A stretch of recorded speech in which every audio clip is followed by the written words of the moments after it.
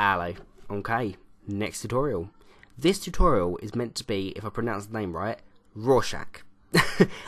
From the movie Watchmen, on the comics of the same name, I believe. Now, I've not actually seen the movie, and I've not read the comics, so I totally apologise for that in advance. I will now, after seeing the images of how the character looks, because it looks amazing.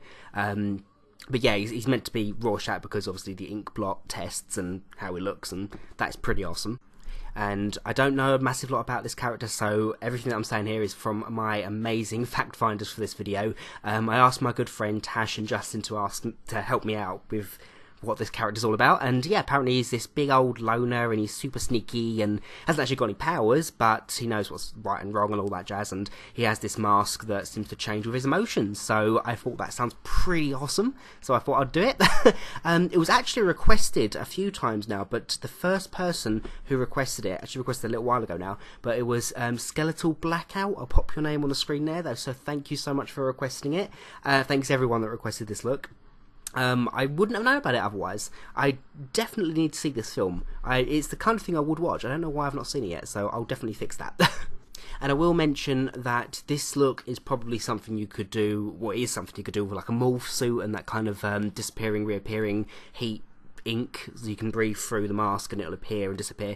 It just depends. I mean, I've had a lot of requests for it, so I thought I would do it as a makeup because you guys seem to want to see it. Like Slenderman, I will do that in this kind of a way, I think. Just why not? I mean, if you want to go one step further and make it look like it's actually your face rather than a costume, it might be interesting to do. I know it's up to you guys. But yeah, so if you'd like to see how to recreate this, stay tuned. So the first thing I'm going to do is apply a plain latex bald cap. I'm going to apply it over my ears because it's meant to be this kind of mask, like a morph suit kind of mask. And I'm also going to block out my eyebrows with Spirit Gum wax and another layer of Spirit Gum because I might use latex over my face. I'm not overly sure yet because I'm going to be blocking out my mouth, so we'll see as we go on. But yeah, so I'll pop links here and here to tutorials that I've done previous to this to teach you guys how to do that, just so I can save some time up in this video. And yeah, so I'm going to apply those now and we'll go from there. I'm going to switch over to a voiceover now because the next step after that is I'm going to be blocking out my mouth.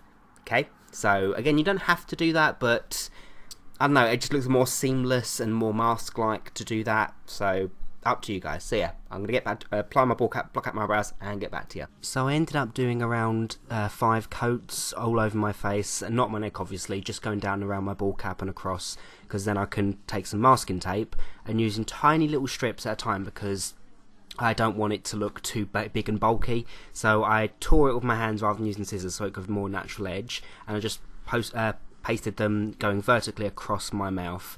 Then I took one longer strip and going horizontally across the middle of my mouth. I did that several times just so I can get it as flat and even as possible so there's no dip. So then I went over the entire area of the tape with some more liquid latex. Then I took some regular tissue paper, which I'd torn into so I had the thinner halves, and I saturated that in the latex, pressing it down over the masking tape just to smooth it out more, and then coated it in latex again. I did that for about 5 coats. And I also did one or two extra coats of latex around my face as well, just to blend it all in. And then I took my Snazaroo Clown White and I applied it all over my face and my bald cap, making sure not to go beyond my face as my neck needs to be bare.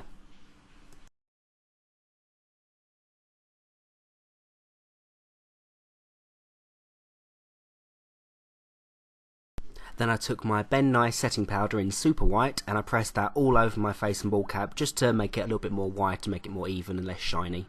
Then I took a really, really fine fabric, I believe this is muslin, really thin fabric that you can look through, so you can see through, so when you look at a distance you can't actually see through it, but when you hold it close up to your eye you can see through it. I actually used this for my Spider-Man tutorial, so I know I can see quite well through it.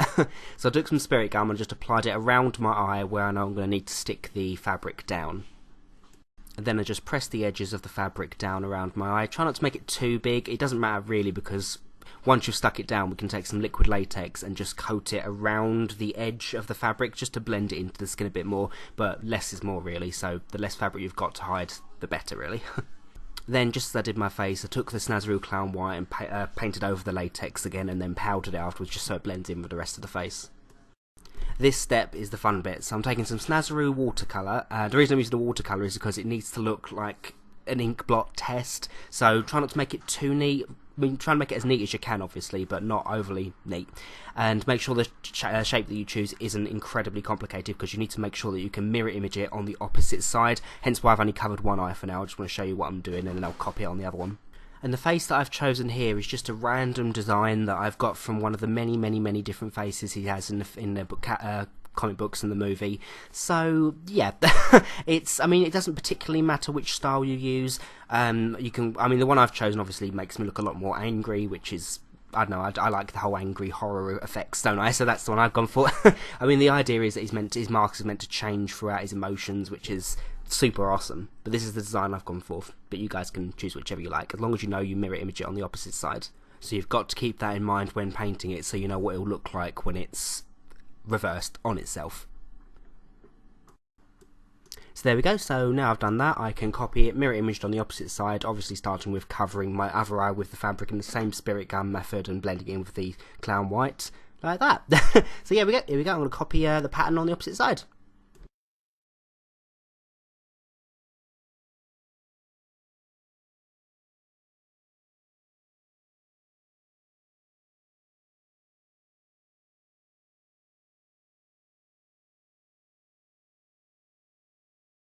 So there we are, all done. So now all that's left to do is apply my costume, which is a white scarf, a greyish black coat, which I'm going to use a black one, and a hat. The gun I'm going to use is meant to be this kind of futuristic looking gun that I seen for the photo, so I took a steampunk gun I bought off of Amazon and spray painted it silver, just so it looks pretty cool and effective.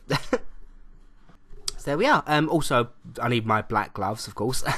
And I took some Treseme Freezehold black hairspray and I sprayed the top of my bald cap so that when I apply my hat it doesn't ruin the lines, it doesn't smudge it basically, because the hairspray will keep it all in place.